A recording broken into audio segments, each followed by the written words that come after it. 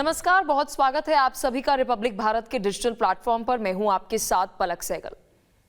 बता दें कि भारत और रशिया के आने वाले समय में संबंध और ज्यादा बेहतर होने वाले हैं। इसका कारण यह है कि रशिया के प्रेसिडेंट व्लादिमीर पुतिन जो है वो भारत दौरे पर रहेंगे। 4 और 5 तारीख वो तारीख रहेगी जब रशिया और साथ ही भारत के आने वाले समय में संबंध और ज्यादा बेहतर होंगे, क्योंकि पिछले लंबे समय से अगर हम दशकों की बात करें, रशिया और भारत का नाता जो है, रिश्ता जो है वो बहुत पुराना है। लेकिन 2014 के बाद हमने एक टर्न देखा हमारी फॉरेन डिप्लोमेसी में, हमारे रिश्तों में, जो रशिया के साथ दिन ब दिन और ज्यादा बेहतर हुए हैं, चाहे वो डिफेंस सेक्टर हो, चाहे एनर्जी सेक्टर हो।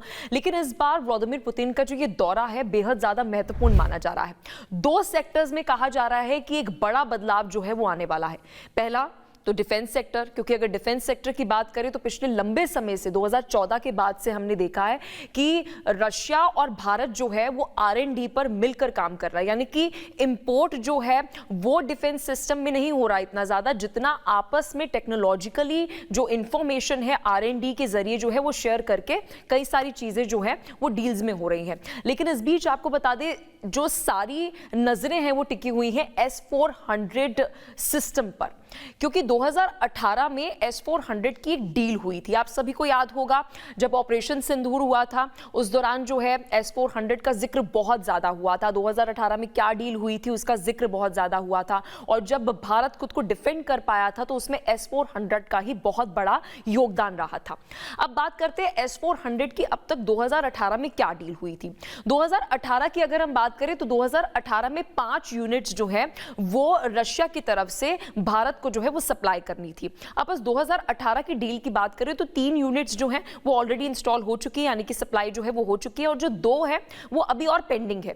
लेकिन जब व्लादिमीर पुतिन जो है वो भारत दौरे पर रहेंगे तो कहा जा रहा है कि ये जो 2018 की डील है वो तो पेंडिंग कंप्लीट होगी, क्योंकि वो डील ऑलरेडी हो चुकी है। लेकिन S-400 को लेकर भारत शायद और यूनिट्स जो है वो मंगा सकता है, और हो सकता है कि उसका एडवांस वर्जन जो है वो भी भारत उस पर बातचीत करेगा। पीएम मोदी जो है वो बातचीत करते हुए नजर आएंगे। देखिए, अभी जो भी जानकारी सामने आ रही है वो सोर्सेस के थ्रू ही जानकारी सामने आ रही है। जब मुलाकात होगी, द्विपक्षीय बातचीत होगी, उसके बाद हम देखेंगे कि एक्सटर्नल अफेयर्स की तरफ से जो मिनिस्ट्री है वो ही जानकारी साझा करेगी कि किन मुद्दों पर बातचीत जो है वो हुई है।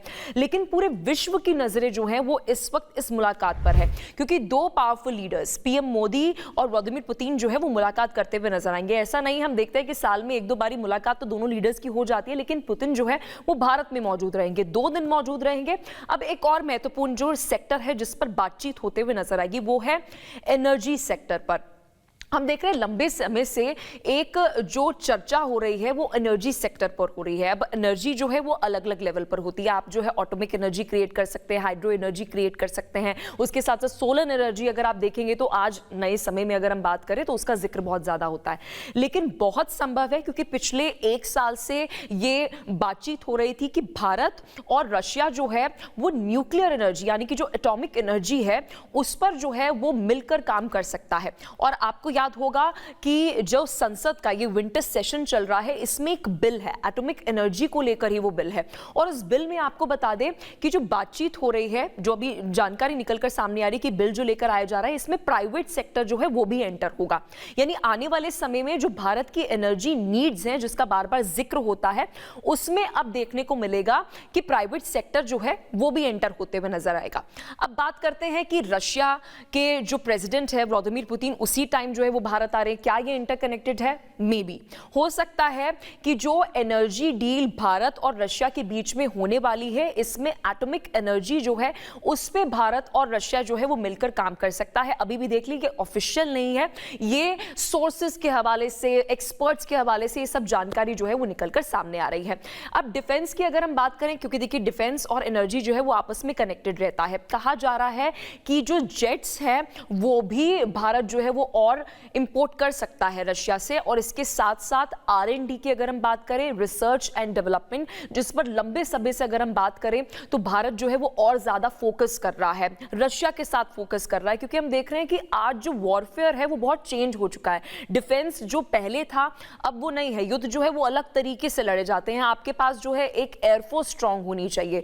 तो कहा जा रहा है कि इस मुलाकात में जेट्स जो है वो भी भारत यहां पर रशिया से कोई डील हो सकती है, पुतिन के साथ बातचीत हो सकती है। कोई जो है कहा जा रहा है कि शायद उसे एयरफोर्स के अंदर और ऐड जो है वो किया जाए। तो ये सभी जानकारी जो निकलकर सामने आ रही है, तो रशिया के साथ जो हमारे रिश्ते हैं, डिफेंस पॉइंट ऑफ व्यू से बात करें, energy sector point of view से बात करें, तो आने वाले और 2-3 दिनों में और ज्यादा बेहतर होते हुए नजर आएंगे। और बहुत जल्द जो है वो मिनिस्ट्री ऑफ एक्सटर्नल अफेयर्स या फिर मिनिस्ट्री ऑफ डिफेंस की तरफ से या पीएमओ की तरफ से जो भी पुतिन के साथ मुलाकात होगी, बातचीत होगी, उसमें चर्चा जरूर होगी और जरूर जानकारी दी जाएगी कि आने वाले समय में दोनों देश मिलकर क्या प्लान कर रहे हैं। और महत्वपूर्ण यह भी हो जाता है कि यूक्रेन और रशिया की जो वॉर है, लगातार ज़ेलेंस्की लगे हुए हैं अमेरिका और यूरोप कंट्रीज में दौरे करने में। अभी फ्रांस में भी अगर हम बात करें तो वहां पर दौरा करने के लिए वो पहुंचे हैं। वो चाहते हैं कि अभी युद्ध जो है वो समाप्त हो, सीज फायर हो। और इस बीच अगर हम बात करें, जो हाल ही में भारत के ऊपर जबरन जो टैरिफ लगाया गया था, उसके पीछे कारण क्या था कि जब 2022 में रशिया यूक्रेन युद्ध की शुरुआत होती है तो भारत ने अपने देश के हित में, नेशनल इंटरेस्ट में, जो रशिया से अपनी ऑयल नीड्स है, जो फ्यूल नीड्स है, उसको पूरा किया था। इसको लेकर एक टैरिफ जो है इस साल अगर हम बात करें अमेरिका की तरफ से भारत के ऊपर जबरन थोपा गया था। तो कहा जा रहा है कि जो बार बार भारत के ऊपर रशिया को लेकर आरोप लगाए गए, उसको लेकर भी एक बड़ा जवाब जो है वो वेस्टर्न कंट्रीज को, अमेरिका को और साथ ही यूरोपियन कंट्रीज को जो है वो मिलते हुए नजर आएगा, जब पीएम मोदी और साथ ही व्लादिमीर जो पुतिन है वो एक साथ एक मंच पर नजर आएंगे, द्विपक्षीय वार्ता करते हुए नजर आएंगे। और उनकी केमिस्ट्री का, उनकी जो आपस में संबंध है, जो दोस्ती है, उसका जिक्र करने की तो जरूरत ही नहीं है। वो तो हर एक मंच पर जो है वो नजर आ ही जाता है। अगर आपको हमारा एक्सप्लेनर इंफॉर्मेटिव लगा हो तो हमारे चैनल को सब्सक्राइब करना ना भूलिएगा। और आपको क्या लगता है कि कौन से मुद्दों पर बातचीत जो है वो पीएम मोदी और पुतिन करते हुए नजर आएंगे, नीचे कमेंट बॉक्स में बताना ना भूलिएगा।